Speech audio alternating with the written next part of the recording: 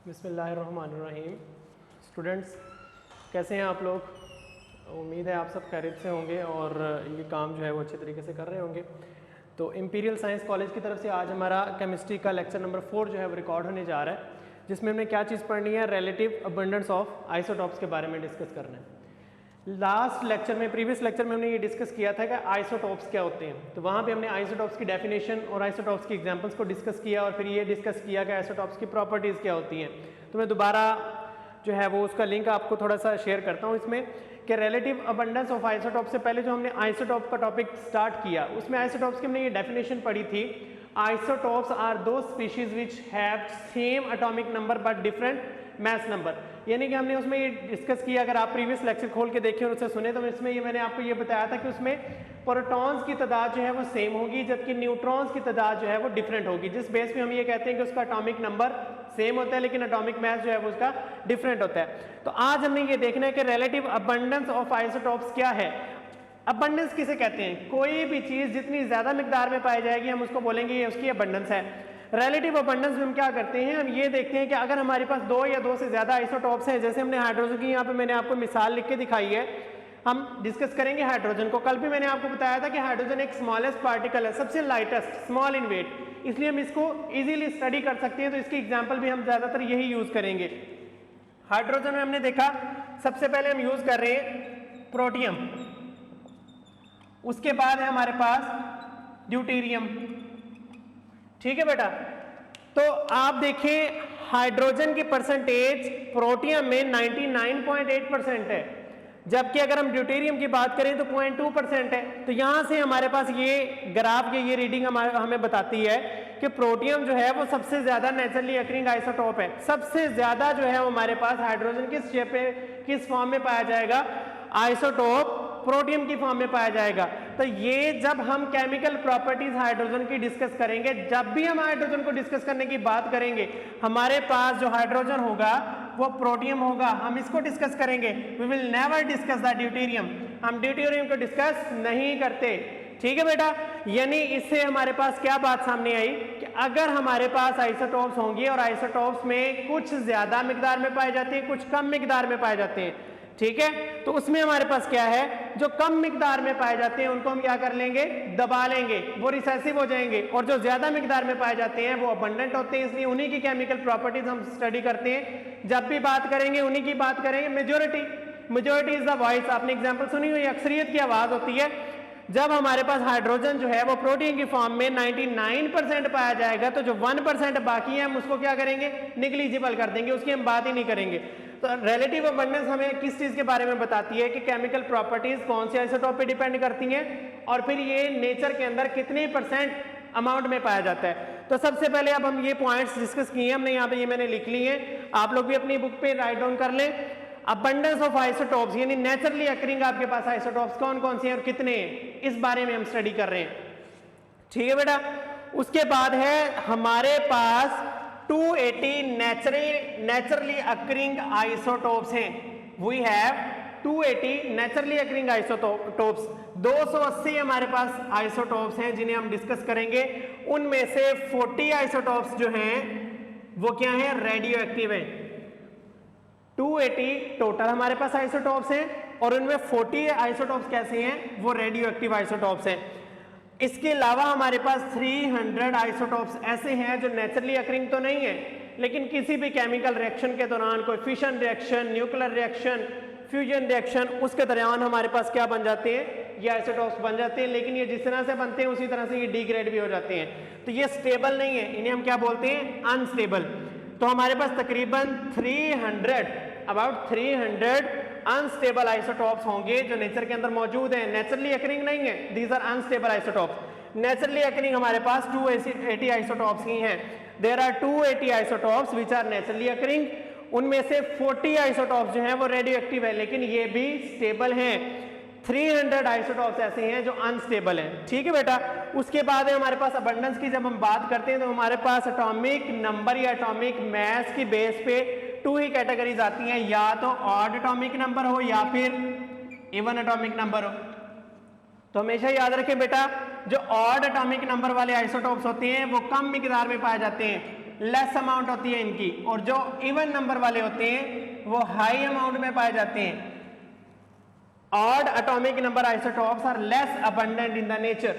ठीक है, ऐसे आइसोटॉप्स जिनका एटॉमिक नंबर या मास नंबर ऑड में होता है, यानी 3 हो गया, 5 हो गया, 7 हो गया, ऐसे आइसोटॉप्स क्या होंगे, लेस अबंडेंट होंगे। जबकि आइसोटॉप्स जो इवन एटॉमिक नंबर या इवन मास नंबर रखते हैं, जैसे आपके पास ये ऑक्सीजन 16 है, सिलिकॉन 28 है, आयरन 56, कार्बन 12, ये सब क्या है, इवन एटॉमिक नंबर या इवन मास नंबर रखने वाले एलिमेंट्स हैं। तो ये नेचर के अंदर जो है वो ज्यादा अबंडेंट होते हैं। उसके बाद है हमारे पास isotopes which have atomic number 4 और मल्टीपल ऑफ 4। क्या कि अगर हमारे पास आइसोटॉप्स ऐसे हैं जिनका मास नंबर 4 हो या 4 का मल्टीपल हो, तो यहां पे देखिए मैंने एग्जांपल लिखी है, ऑक्सीजन 16। ऑक्सीजन 16 क्या है, अब 16 4 का मल्टीपल है, 4 मल्टीप्लाई बाय 4, तो जो 4 हो या 4 का मल्टीपल हो, तो ऐसे एलिमेंट्स हमारे पास नेचुरली अकरिंग अब मोर अबंडेंट होते हैं, ये नेचर में बहुत ज्यादा अमाउंट में पाए जाते हैं। तो यहां से आपके पास ये बात सामने आई कि ऐसे आइसोटॉप्स जिनका एटॉमिक नंबर या मास नंबर, क्या चीज, दोनों की मैं बात कर रहा हूं, एटॉमिक नंबर या फिर मास नंबर, दोनों क्या होंगे, 4 या 4 का मल्टीपल हो, 4 भी हो सकते हैं, 4 का मल्टीपल भी हो सकते हैं। तो ऐसे एलिमेंट जो हैं वो नेचुरली अकरिंग होंगे, मोर अबंडेंट फॉर्म में होंगे। इसकी दूसरी एग्जांपल हमारे पास सिलिकॉन है, दैट इज 28, तो 7 multiply by 4 28। Iron 56, that is 14 multiply by 4, तो ये हमारे पास क्या है, 4 का मल्टीपल है। मैं दोबारा रिपीट कर रहा हूं, नेचुरली अकरिंग आइसोटॉप्स में हम अबंडेंस की बात करेंगे तो हमारे पास 280 आइसोटॉप्स हैं जो नेचर के अंदर एग्जिस्ट करते हैं, नेचुरली अकरिंग है। उनमें से 40 क्या है, रेडियो एक्टिव आइसोटॉप्स हैं। इन आइसोटॉप्स के अलावा, इन 280 आइसोटॉप्स के अलावा हमारे पास 300 ऐसे आइसोटॉप्स हैं जो एग्जिस्ट तो करते हैं लेकिन अनस्टेबल होते हैं, यानी जिस तरह से ये बनेंगे उसी तरह से ये क्या हो जाएंगे, डिग्रेड भी हो जाएंगे, डिसइंटीग्रेट भी हो जाएंगे। उसके बाद हमने ये पढ़ा कि odd and even atomic message रखने वाले आइसोटॉप्स को जब हम कैटेगराइज करते हैं तो ऑड एटॉमिक नंबर या ऑड मास नंबर रखने वाले एलिमेंट्स क्या होते हैं, लेस अबंडेंट होते हैं, जबकि इवन एटॉमिक नंबर रखने वाले और मास नंबर रखने वाले आइसोटॉप्स क्या है, मोर अबंडेंट है। और इसके अलावा ऐसे आइसोटॉप्स जो 4 और 4 का मल्टीपल रखते हैं, एटॉमिक मास या एटॉमिक नंबर, वो क्या होते हैं, नेचुरली अकरिंग होते हैं, वो सबसे ज्यादा एग्जिस्ट करते हैं। ठीक है बेटा, ये छोटा सा पॉइंट है रिलेटिव अबंडेंस का, लेकिन इस बेस पे हम ये कैटेगराइज करते हैं कि जो आपके पास आइसोटॉप नेचुरली अकरिंग ज्यादा होगा, जिसकी परसेंटेज ज्यादा होती है, हम डिस्कस भी उसी को करते हैं।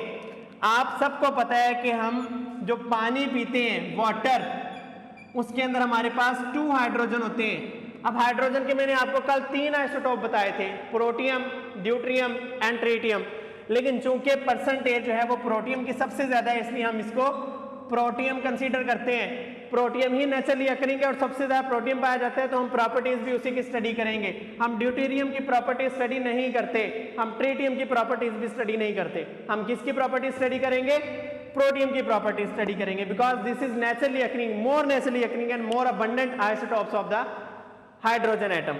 ठीक है बेटा, that's all about the relative abundance of the isotopes. उसके बाद है हमारे पास मास स्पेक्ट्रोमेट्री। ये बहुत इंपॉर्टेंट लॉन्ग क्वेश्चन भी है, पास पेपर्स में भी ये पूछा गया है, एक्सटेंसिव लॉन्ग क्वेश्चन है। इसको समझने के लिए आपको बिल्कुल अपने माइंड को फ्रेश करना पड़ेगा। ठीक है, देखिए बेटा, हम कोई भी लेक्चर स्टडी करते हैं ना, उसमें हमने कड़ी से कड़ी मिलानी होती है। पहले आप जो टॉपिक स्टडी करने लगे हैं उसके नाम को देखें, उसके नेम से ही आपको मेंशन हो जाएगा कि आप इसमें क्या चीज स्टडी करना चाह रहे हैं। देखिए, मैस स्पेक्ट्रोमेट्री। ठीक है बेटा, अब मैं आपको इसका एनालाइज करके दिखाता हूं। मैस का मतलब तो हमारे पास मैस ही है, ठीक है, और स्पेक्ट्रा का मतलब क्या है, स्पेक्ट्रा हम बोलते हैं लाइट को। स्पेक्ट्रा क्या है, लाइट है, और मीट्री का मतलब होता है टू मैयर। मीट्री का मतलब है मैयर करना किसी भी चीज को, यानी इसमें हम कौन सी चीज मैयर कर रहे हैं, मैस को मैयर कर रहे हैं। We have to measure mass with the help of light. हम लाइट को यूज करते हुए, लाइट बीम्स यूज करते हुए किसी भी आइसोटोप का मास फाइंड करेंगे, यानी मास ओवर चार्ज रेशियो फाइंड करेंगे, उसका मास कितना है, उसके चार्ज कितना है, उसके अलावा हम उसकी रिलेटिव अबंडेंस भी फाइंड करेंगे। ठीक है बेटा, mass spectrometry is defined as a technique. जब भी आपके पास मीटर का लफ्ज आए वो इंस्ट्रूमेंट होता है, और मीट्री का वर्ड आए तो ये क्या है, टेक्निक है। Mass spectrometry is a technique which is used to determine relative abundance as well as mass over charge ratio of the isotopes. दो चीजें ये हमें बताएगा, एक हमें ये रिलेटिव अबंडेंस के बारे में बताएगा जो हम प्रीवियस लेक्चर में अभी हमने डिस्कस किया, ये मैं अभी आपको बता के आगे मूव किया मैंने कि रिलेटिव अबंडेंस में हमारे पास क्या होता है कि हम अबंडेंस को फाइंड करते हैं, और वो किस तरह से फाइंड करेंगे हमें कौन बताएगा, वो टेक्निक है मास स्पेक्ट्रोमेट्री। ठीक है बेटा, रिलेटिव अबंडेंस जो है वो हमें मास स्पेक्ट्रोमेट्री की मदद से पता चलेगी, और उसके बाद हमने सेकंड नंबर पे मास ओवर चार्ज रेशियो फाइंड करनी है, जो कि नाम से जाहिर है, वी हैव टू मेजर मास। हमने मास को फाइंड करना है किसके हेल्प से, लाइट, और लाइट कौन सी होगी, बीम ऑफ इलेक्ट्रॉन्स। हम इलेक्ट्रॉन की बीम यूज करेंगे, इलेक्ट्रॉन्स भी लाइट की एक फॉर्म होती है। हाई मूविंग इलेक्ट्रॉन जो फास्टली स्पीड होते हैं, उनकी स्पीड बहुत ज्यादा होती है, वेवलेंथ भी बहुत ज्यादा होती है, तो इनकी एनर्जी बहुत ज्यादा होगी। ये आपको किसी भी आइसोटोप का मास फाइंड करने में हेल्प आउट करते हैं। अच्छा, मास स्पेक्ट्रोमीटर की जब हम बात करते हैं, मैंने आपको बताया कि जब भी हम मीटर वर्ड लगाएंगे तो हम किसकी बात कर रहे हैं, हम इंस्ट्रूमेंट की बात कर रहे हैं। We have to talk about the instrument. Mass spectrometer is the instrument, definition यही रहेगी, लेकिन टेक्निक की जगह आप क्या लिख देंगे, instrument. The instrument used to determine relative abundance as well as mass over charge ratio of the isotopes. ठीक है बेटा, मास स्पेक्ट्रोमीटर और मास स्पेक्ट्रोमेट्री में डिफरेंशिएट किस तरह से करना है, metry is the technique and meter is an instrument. जब आप मीटर का वर्ड यूज करेंगे, आप किस चीज के बारे में बात कर रहे हैं, इंस्ट्रूमेंट के बारे में बात कर रहे हैं। ठीक है बेटा, अच्छा नेक्स्ट, आज हमने इस टॉपिक में डिस्कस क्या क्या कुछ करना है। ये एक बहुत लेंथी टॉपिक है, इसको हमें डिटेल में स्टडी करने के लिए एक और लेक्चर भी चाहिए होगा, तो आज मैं हाफ और बेसिक चीजें इसके बारे में बताऊंगा आपको। हाफ लेक्चर को हम कवर करेंगे। सबसे पहले मैं आपको इसकी डायग्राम बनाने सिखाऊंगा, उसके बाद हमने इसके चैम्बर्स को स्टडी करना है। तो पहले हम इसकी डायग्राम को बनाते हैं। आपकी बुक में जो डायग्राम बनी हुई उससे मैं थोड़ी सी डिफरेंट बनाऊंगा, ताकि आपको डिटेल में जो है वो इसकी समझ आ जाए कि हमारे पास जो मास स्पेक्ट्रोमीटर है वो किस तरह का होता है और उसके कौन कौन से चैम्बर्स होते हैं। अच्छा, एक चीज याद रखें, बुक में जो डायग्राम बनी है उसके मुताबिक आपके माइंड में ये कंसेप्ट बन रहा होगा कि मास स्पेक्ट्रोमीटर एक छोटा सा इंस्ट्रूमेंट है, कोई ज्यादा इसकी लेंथ नहीं है, लेकिन दिखने में बेटा ये एक फोटोस्टेट मशीन उससे भी कई गुना ज्यादा बड़ा होता है। यानी अगर आप सबने फोटोस्टेट मशीन देखी होंगी, 3 से 4 फोटोस्टेट मशीन को अगर आप एक साइड में रख दें, एक साथ रख दें, तो मास स्पेक्ट्रोमीटर इससे भी ज्यादा बड़ा होता है, क्योंकि हमारे पास इसके डिफरेंट चैम्बर्स हैं। ठीक है, इसमें बहुत सारे चैम्बर्स यूज हो रहे होते हैं और बहुत सारे फिनोमिना यूज हो रहे होते हैं। ये बहुत बड़ा इंस्ट्रूमेंट होता है, लेकिन दिखने में आपको ये बहुत छोटा लगेगा। तो हम सबसे पहले इसकी डायग्राम बनाते हैं और उसके बाद हम इसके चैम्बर्स के नाम डिस्कस करेंगे। आज हमने सिर्फ इतना ही स्टडी करना है। तो ये देखें, मास spectrometer is a horizontal tube. ये एक ट्यूब की फॉर्म में होता है, इस तरह से आप इसको बनाएंगे। सबसे पहले आपने ट्यूब बना लेनी है। अब पहले 5 चैम्बर्स आप देख लें, हमने इसको 5 चैम्बर्स के अंदर कैटेगराइज करना है। एक स्लिट, ठीक है, ये हमारे पास बन गया वेपराइजिंग चैम्बर, पहला चैम्बर, ये दूसरा चैम्बर, ये आपके पास है थर्ड चैम्बर, और ये 4th चैम्बर है, और लास्ट में हमारे पास यहाँ पे ये चैम्बर आ जाएगा। इसको आगे हम फर्दर कैटेगराइज करते हैं। आप जब इसको बनाने लगेंगे, मैंने व्हाइट बोर्ड पे बनाया है तो रेज करना आसान है, आप लोग इस तरह से बनाएंगे कि हमने स्लिट्स बनानी है जो दरमियान में क्या होंगी, हॉलो होंगी। स्लिट्स शुड बी हॉलो, कि इनके अंदर किसी भी चीज को गुजारने के लिए हमने कोई ना कोई पाथ रखना है, पैसेज मौजूद होगा। क्लियर बेटा? तो यहां से हम इसको भी जो है वो रेज कर देते हैं। ये हमारे पास स्लिट्स बन रही हैं। इसी तरह से हम यहां भी बना लेते हैं और सेम स्लिट हम यहां पे बनाएंगे। क्लियर। अच्छा, यहां से हमारे पास जो है वो नीचे डिटेक्टर बनेगा। डिटेक्टर के बाद हम यहां पे बनाते हैं एम्पलीफायर, और एम्पलीफायर के बाद हमारे पास जो लास्ट में है वो क्या है, रिकॉर्डर है। तो बेटा जब भी आपने डायग्राम बनानी होती है तो उसमें आपने जस्ट मेंशन आउट करना है कि हम क्या क्या चीजें बना रहे हैं। अब मैं यहाँ पे लिख देता हूं कि मैंने कौन कौन सी चीज बनाई है। सबसे पहला हमारा जो चैम्बर है वो वेपराइजिंग चैम्बर है। वेपराइजिंग चैम्बर, नाम से जाहिर है कि हमने क्या करना है, इसमें किसी भी चीज को वेपराइज करना है। अगर हमारे पास सॉलिड है तो पहले उसे लिक्विड में कन्वर्ट करेंगे और फिर गैस के अंदर या वेपर्स के अंदर। सेकंड चैम्बर है हमारा पास ionisation chamber. Second chamber is ionisation chamber. इसमें हम क्या करेंगे, आयोनाइजेशन करेंगे। और आयोनाइजेशन क्या होती है, रिमूवल ऑफ इलेक्ट्रॉन्स। जो भी गैस या वेपर आप यूज कर रहे हैं यहाँ पे उसमें से इलेक्ट्रॉन्स आपने निकाल देने और इन्हें पॉजिटिव चार्जेस के अंदर आप कन्वर्ट करेंगे। और थर्ड है हमारे पास ion accelerator. Ion accelerator chamber. Accelerate क्या होता है, बढ़ाना। तो आयन एक्सेलरेटर चैम्बर वो होगा जिसमें हम आयंस की स्पीड को बढ़ाएंगे, स्पीड अप करेंगे उन्हें। क्लियर। और फोर्थ नंबर पे हमारे पास है mass analyser. Mass analyser chamber. इसमें हम मैस की बेस पे जो हमारे पास आइसोटॉप्स आएंगे उनको एनालाइज करेंगे। जो हैवी वेट होगा उसको अलग कर देंगे, जो लाइट इन वेट होगा उसको अलग कर देंगे, जो दरमियान वाले होंगे उसको अलग कर देंगे। For example H1, H2, H3 ये सबसे हैवी वेट है, ये एक साइड पे जाएगा। ये लाइट वेट है, इसको अलग कर लेंगे। और ये जो दरमियान में है इसको भी हम अलग कर लेंगे। इस पॉइंट पे आके हमने मैस की बेस पे इन सबको एनालाइज कर लेना है, यानी सेपरेट कर लेना है। और नीचे हमारे पास 5 नंबर पे है डिटेक्टर।